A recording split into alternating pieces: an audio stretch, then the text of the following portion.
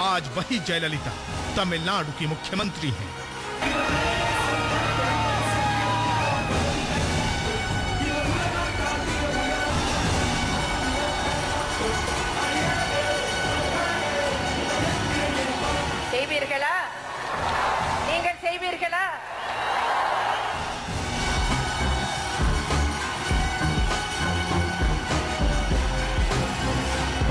जयललिता उन 3 देवियों में से एक हैं जो नरेंद्र मोदी के सपनों की राह में खड़ी है, जिसमें ममता और मायावती ने पहले ही मोदी के लिए रेड सिग्नल दे रखा है। मोदी के तमाम इशारों के बावजूद बेशक जयललिता ने अपने पत्ते अभी नहीं खोले हैं, पर यह भी सच है कि देश में जब मोदी और राहुल फॉर पीएम का शोर है, दक्षिण के दुर्ग की दीवारों पर अम्मा फॉर पीएम के पोस्टर चस्पा है।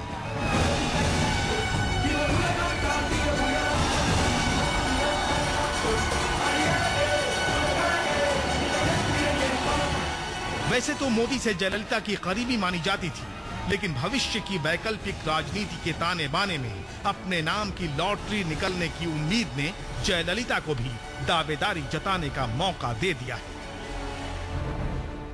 एक दिन पार्लियामेंट में प्रधानमंत्री सीट में बैठ करके वो चला नहीं पाएगी, क्योंकि उसका कम से कम सुबह 8 बजे उठती है, 3 बजे तक उनको ड्यूटी चाटी करके 4 साढ़े 4 बजे फिनिश्ड।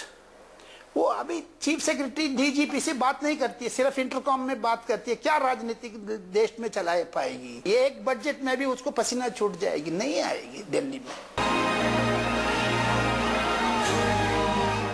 नतीजे जो भी हो, मगर तमिलनाडु और पुडुचेरी की 40 सीटों के भरोसे किसी चमत्कार की उम्मीद में जयललिता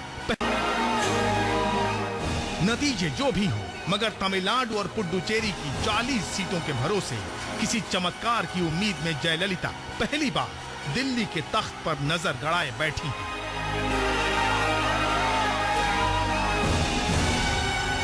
पर क्या ये चमत्कार होगा? क्या है जयललिता की शख्सियत? फिल्मों की नंबर 1 हीरोइन कैसे बन गई 7 रेस कोर्स की दावेदार? कैसे वकील बनने की चाहत रखने वाली कोमलावल्ली उर्फ जयललिता को किस्मत ले गई चकाचौंध की दुनिया में और बना दिया सुपरहिट एक्ट्रेस?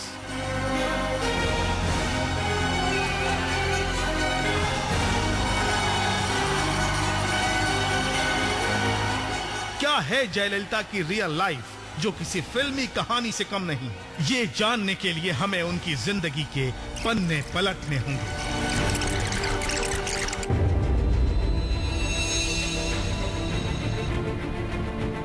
दिल्ली से करीब 2500 किलोमीटर दूर ये मैसूर पैलेस, जहां जयललिता के दादाजी पैलेस सर्जन थे। यहीं 24 फरवरी 1948 को हुआ जयललिता का जन्म। नाम पड़ा कोमलावल्ली। मां ने प्यार से पुकारा अम्मो। अम्मो जब 2 साल की हुई तो पिता का साया सिर से उठ गया, लेकिन पिता को लेकर जयललिता की यादें बेहद कड़वी हैं, जिसे उन्होंने सिमी ग्रेवाल को दिए एक टीवी इंटरव्यू में कबूल भी किया था। पर इनका मम्मी भी वेदा नाम है, वो भी खूबसूरत औरत है। जयललिता ने बड़े होकर के उन्होंने भी डांस सिखाया है, सीखा है, प्लस 4-5 भाषा, साउथ इंडियन का भाषा जितना भी भाषा है जयललिता बोलती है। तमिल, कन्नड़, मलयालम, तेलुगु, इंग्लिश, हिंदी, जितना भाषा सीखी है उसको इच्छा थी। उनकी मम्मी ने इनको सिनेमा में लेके आया। तेलुगु स्टार शोभन बाबू के साथ भी उनके नाम के चर्चे हुए।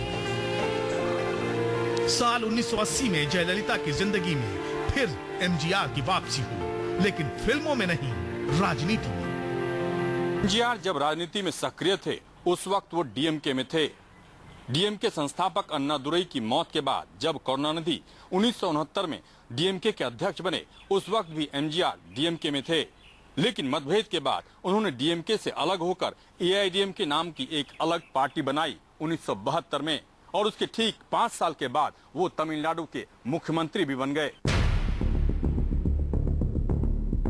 जयललिता का फिल्मी दौर भी ढलान पर था। एमजीआर उन्हें राजनीति में लाना चाहते थे। जयललिता के लिए फैसला मुश्किल था। लेकिन 1980 में फिल्मी दुनिया को अलविदा कह तमिल आयंगर ब्राह्मण जयललिता ऐसी पार्टी से जुड़ गईं जिसकी राजनीति ब्राह्मणवादी विचारधारा की मुखालफत की बुनियाद पर खड़ी हुई। सिनेमा खत्म होते एमजीआर भी चीफ मिनिस्टर बन गया। एमजीआर चीफ मिनिस्टर बनने के बाद जयललिता का डिप्टी चेयरमैन बना दिया जयललिता का एमजीआर ने। 3-4 साल रही, फिर राज्यसभा एमपी भेजा। राजनीति पर ग्रेजुअली लेके आया एमजीआर ने जयललिता को 1983 में राज्यसभा भेजने के एमजीआर के फैसले के पीछे था पार्टी के पुराने नेताओं का विरोध। इसी बीच 5 अक्टूबर 1984 को एमजीआर बीमार पड़ गए। उन्हें इलाज के लिए अमेरिका ले जाया गया। 3 साल बोल नहीं पाया एमजीआर ने। एमजीआर बिना बोल करके सरकार चलाया तमिलनाडु में 3 साल। उस टाइम पर करुणानिधि का खिलाफ आंदोलन किया है जयललिता ने। तमिलनाडु पॉलिटिक्स में एक चीज सीखना पड़ेगा। तमिलनाडु पॉलिटिक्स ये बिंदु है, जयललिता करुणानिधि विरोध में ही तमिलनाडु पॉलिटिक्स है। दोनों इतना लड़ते हैं पूछिए मत। जैसे मुलायम सिंह यादव मायावती का तरह, लालू नीतीश कुमार का तरह। 1984 में तमिलनाडु विधानसभा के चुनाव आए। अपने गॉडफादर की गैर मौजूदगी में जयललिता ने खूब प्रचार किया। उनकी सभाओं में बड़ी भीड़ जुटती। पार्टी को जीत मिली, लेकिन इसका क्रेडिट जयललिता के खाते में नहीं आया। 1987 में एमजीआर का निधन हो गया।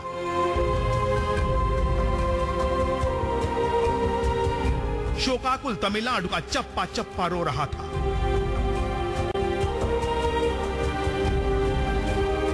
लेकिन जयललिता अकेली थी। 3 दिन तक वो एमजीआर के शव के पास एक कोने में खड़ी रही। इस दौरान की एक तस्वीर ने जयललिता के प्रति पूरे तमिलनाडु में सहानुभूति पैदा कर दी। उन्हें एमजीआर के पार्थिव शरीर को ले जाने के दौरान धक्का देकर नीचे गिरा दिया गया। कहा जाता है कि एमजीआर की मौत के बाद जयललिता का लिबास भी बदल गया था। एमजीआर का शव निकल रही थी, जो प्रोसेशन जा रहे थे, उस टाइम पर जो एमजीआर को रियल वाइफ थी ना, उनको आदमी लोग इसको धक्का देके नीचे गिरा दिया शव जो प्रोसेशन से। उसी से ये पॉपुलर हो गई है एकदम। उन्होंने ऑर्नामेंट्स पहनने को मना कर दिया है कि कान में कोई जो गोल्डन वाला नहीं, चेन नहीं पहनती थी। एक विधवा को तरह ड्रामा करने लग गया खूब तमिलनाडु में। सो इसीलिए उसको अट्रैक्ट हो गया। पार्टी दो फाड़ हो गई। जयललिता को नापसंद करने वालों ने राजनीति से दूर रहने वाली एमजीआर की पत्नी जानकी को मुख्यमंत्री बनवा दिया। लेकिन विश्वास मत से पहले ही राष्ट्रपति शासन लग गया। 1989 में चुनाव हुए तो पार्टी की हार हुई और विरोधियों को मजबूरी में जयललिता को नेता विपक्ष बनाना पड़ा। तब तक जयललिता पार्टी की कमान संभाल चुकी थी। बजट के दौरान सीएम करुणानिधि ने जब बजट भाषण पढ़ना शुरू किया तो जयललिता ने उन्हें बीच में रोका। उस वक्त हुई बदतमीजी के बाद जयललिता ने खुद को द्रौपदी के तौर पर पेश किया और 1991 के चुनाव में इसे जमकर भुनाया। 1991 के चुनाव हुए तो कांग्रेस के साथ गठबंधन करने वाली जयललिता की पार्टी को बहुमत मिला और वो पहली बार तमिलनाडु की मुख्यमंत्री बनी। इसके बाद जयललिता की ताकत एक नई इमेज के साथ उभरी। छोटी सी अम्मो अब राजनीति की अम्मा बन गई। लोग उनके चरणों में लौटते, उनके आगे सिर झुकाते। सत्ता में रहते हुए जयललिता के महंगे शौक सुर्खियां बनने लगे। पहले कम से कम 25 जूता नहीं तो 30 जूता एक दिन में खरीदती है। चेन डालना हो, नहीं तो सपोज ये कलम है ना जी, पेन, उसमें इकट्ठा करके कम से कम उसमें गोल्डन निब में एक कलम का 3 लाख 5 लाख का खरीद करके रखेगी। अच्छा, ये जो नाक पर पहनती है बिंदी, वो कम से कम 150 है उसको अंदर। 1000 2000 साड़ी है उसको पास। एग्जीबिशन की तरह रखा है उधर घर में।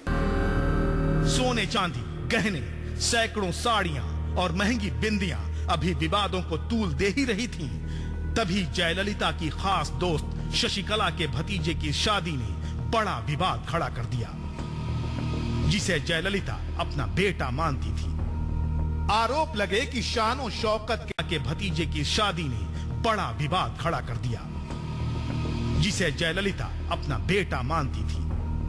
आरोप लगे कि शान और शौकत के तमाम रिकॉर्ड तोड़ने वाली उस शादी पर सरकारी खजाने से खर्च किया गया। हालांकि जयललिता हमेशा इससे इनकार करती रही। तभी 1996 के चुनाव में जयललिता हार गई। करुणानिधि सत्ता में लौटे। जयललिता को भ्रष्टाचार के आरोपों में जेल भेजा गया। जयललिता के राजनीतिक जीवन का सबसे मुश्किल दौर था, लेकिन राजनीति जल्द ही करवट लेने वाली थी और वो वक्त आया 2001 में।